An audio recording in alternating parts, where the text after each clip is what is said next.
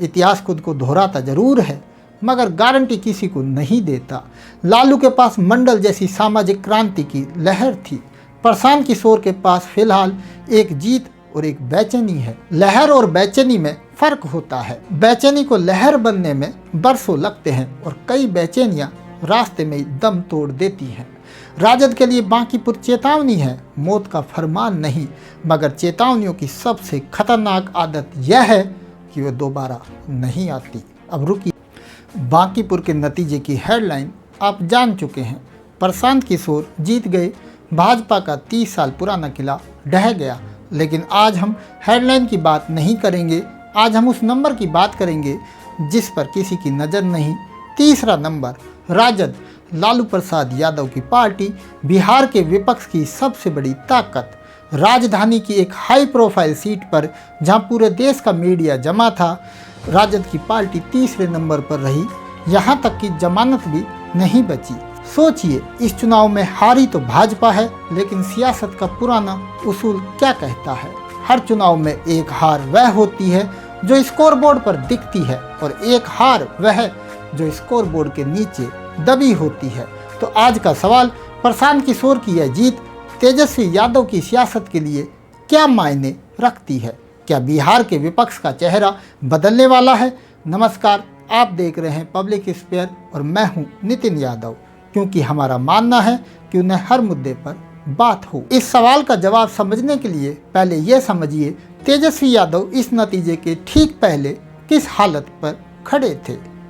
तेजस्वी यादव बिहार के विपक्ष का सबसे बड़ा चेहरा और शायद सबसे थका हुआ भी। 2020 में वे जीत के इतने करीब पहुंचे थे कि राजद सबसे बड़ी पार्टी बनकर उभरी, मगर सत्ता हाथ नहीं आई। फिर सत्ता में आना जाना, गठबंधनों की उठापटक और 25 का विधानसभा चुनाव, जिसमें मुख्यमंत्री पद का चेहरा होने के बावजूद वे एनडीए को रोक नहीं पाए। नतीजा, सम्राट चौधरी के रूप में बिहार का पहला भाजपाई मुख्यमंत्री मिला।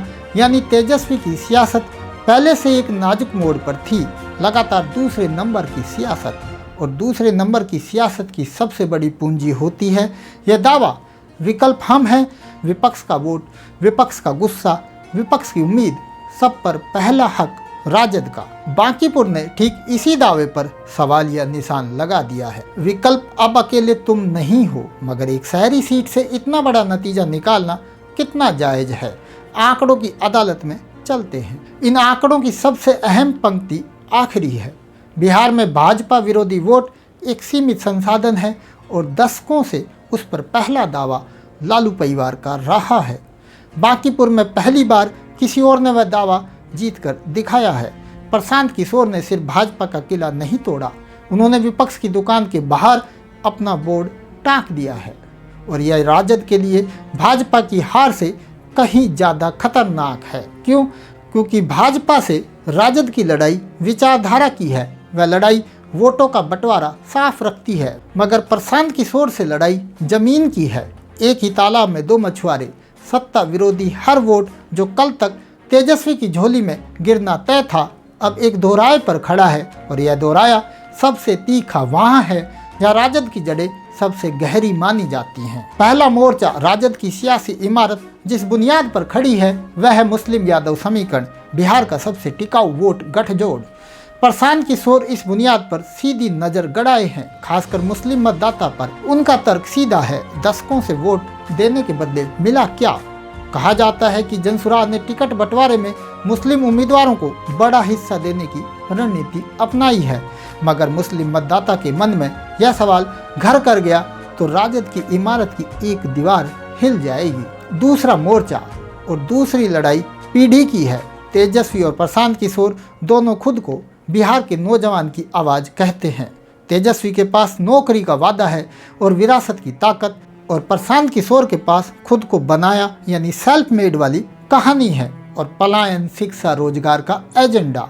नीट, यूजी और पेपर लीक के गुस्से से उबलता बिहारी छात्र किसकी तरफ देखेगा? उस नेता की तरफ जो व्यवस्था का वारिस है, या उसकी तरफ जो व्यवस्था के बाहर से आया है? तेजस्वी की असली चुनौती यह नहीं है कि प्रशांत किशोर भाजपा को हरा सकते हैं। असली चुनौती यह है कि वे तेजस्वी की भाषा, तेजस्वी के मुद्दे और तेजस्वी के मतदाता तीनों पर दावा ठोक रहे हैं। तो अब राजद करे क्या? इतिहास बताता है कि ऐसे मोड़ पर पार्टियों के पास 3 ही रास्ते होते हैं। रास्ता 1, पहला रास्ता वही है जो हर स्थापित पार्टी पहले चुनती है। नतीजों को छोटा बताओ, और सच कहें तो राजद के पास इसके लिए ठोस तर्क हैं। बांकीपुर शहरी सवर्ण बहुल सीट है, राजद की जमीन कभी थी ही नहीं। 2020 में तो यह सीट महागठबंधन में कांग्रेस के हिस्से थी, मगर खारिज करने का खतरा यह है कि इतिहास में हर बड़ा तूफान पहले एक सीट का शोर ही कहा गया था। रास्ता 2, दूसरा रास्ता, प्रशांत किशोर को भाजपा की बी टीम साबित करना। यह हमला पुराना है और आगे और तेज होगा कि जनसुराज विपक्षी वोट काट कर आखिर में कमल खिलाती है। मगर बांकीपुर के बाद इस हमले की धार कुंद हुई है। जिसने भाजपा को उसके सबसे मजबूत किले में हराया हो, उसे भाजपा का मददगार कहना अब मुश्किल सौदा है। रास्ता 3 और तीसरा रास्ता सबसे कठिन है। आत्ममंथन, संगठन में नए चेहरे, टिकटों में परिवार से बाहर की हिस्सेदारी, सामाजिक न्याय के नारे को रोजगार और शिक्षा की ठोस भाषा में ढालना, यानी प्रशांत किशोर से लड़ने के लिए थोड़ा प्रशांत किशोर बन जाना। सियासत की सबसे बड़ी विडंबना यही है। अपने प्रतिद्वंदी को हराने का सबसे पक्का तरीका अक्सर उससे ही सीखना होता है। रणनीतिकार की सबसे बड़ी परीक्षा वही होती है जब सारी रणनीतियाँ अपने लिए बनानी पड़े। और यही इतिहास का एक पुराना चक्कर याद आता है जो कभी खुद लालू यादव के पक्ष में घूमा था। 90 के दशक की शुरुआत में बिहार की सबसे बड़ी ताकत कांग्रेस थी। दशकों पुरानी, हर जिले में संगठन, हर समीकरण पर पकड़, और फिर मंडल की लहर पर सवार एक नई आवाज आई, लालू प्रसाद यादव। कांग्रेस ने पहले उन्हें खारिज किया, फिर उन पर हमला किया, और बदलने की सोची तब तक बहुत देर हो चुकी थी। बिहार में कांग्रेस आज तक उस झटके से नहीं उभरी, यानी जिस पार्टी की बुनियादी एक स्थापित ताकत को विस्थापित करने से पड़ी थी, आज वही पार्टी उसी विस्थापन के खतरे का सामना कर रही है। इतिहास खुद को दोहराता जरूर है, मगर गारंटी किसी को नहीं देता। लालू के पास मंडल जैसी सामाजिक क्रांति की लहर थी, प्रशांत किशोर के पास फिलहाल एक जीत और एक बेचैनी है। लहर और बेचैनी में फर्क होता है। बेचैनी को लहर बनने में बरसों लगते हैं और कई बेचैनियां रास्ते में दम तोड़ देती हैं।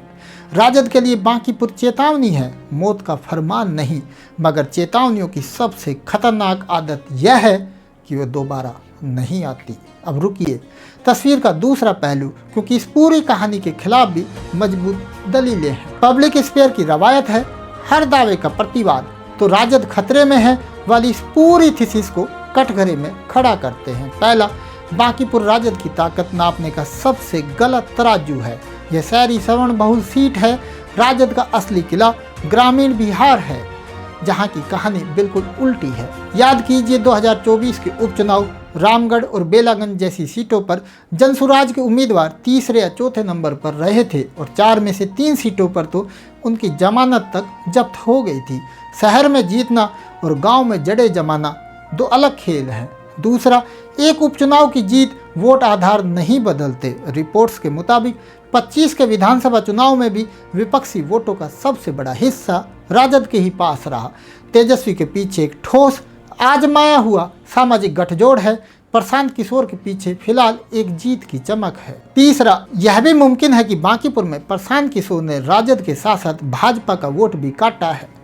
सवर्ण बहुल सीट पर भाजपा से छिटका मतदाता राजद के पास तो जाने से रहा, उसके लिए जनसुराज सुरक्षित बगावत थी। अगर यही हुआ है तो प्रशांत किशोर राजद के प्रतिद्वंदी नहीं, अनजाने में उसके मददगार भी हो सकते हैं, भाजपा का शहरी आधार तोड़ने वाला मददगार। और चौथा, तेजस्वी की उम्र, वे अभी 40 के भी नहीं है। सियासत में उनके पास वह पूंजी है जो प्रशांत किशोर के पास नहीं है, वक्त और एक विरासती संगठन। एक हार से पीढ़ियां खत्म नहीं होती। तो आखिरी सवाल, इस मोड़ से आगे की सड़क किधर जाती है? बिहार की सियासत ने भाजपा विरोधी कुर्सी पर दशकों से एक ही परिवार को बिठाया है। बांकीपुर के बाद पहली बार उस कुर्सी के लिए 2 दावेदार हैं। एक के पास विरासत है, दूसरे के पास बेचैनी। एक के पास संगठन है, दूसरे के पास कहानी। और बिहार के पास एक फैसला जो उसे 30 तक करना है। मगर एक बात तय है, इस मुकाबले का सबसे बड़ा फायदा शायद उसे होगा जो इस तस्वीर में दिख ही नहीं रहा। जब तक विपक्ष आपस में विपक्ष की कुर्सी के लिए लड़ेगा, सत्ता की कुर्सी मुस्कुराती रहेगी। बांकीपुर में हार कर भी सबसे सुकून में शायद आज भाजपा है, क्योंकि उसके दोनों दुश्मन अब एक दूसरे के दुश्मन हैं। आपको क्या लगता है, क्या तेजस्वी यादव इस चुनौती से निखर कर निकलेंगे, या बिहार का विपक्ष 2030 तक 2 हिस्सों में बटा रहेगा? और अगर विपक्षी वोट बटा तो असली फायदा किसका? कमेंट में अपनी राय जरूर लिखिए। ऐसे ही हर मुद्दे पर बेबाक और गहरी बात के लिए पब्लिक स्पेयर को सब्सक्राइब कीजिए, क्योंकि क्यों न हर मुद्दे पर बात हो। नमस्कार, शुक्रिया।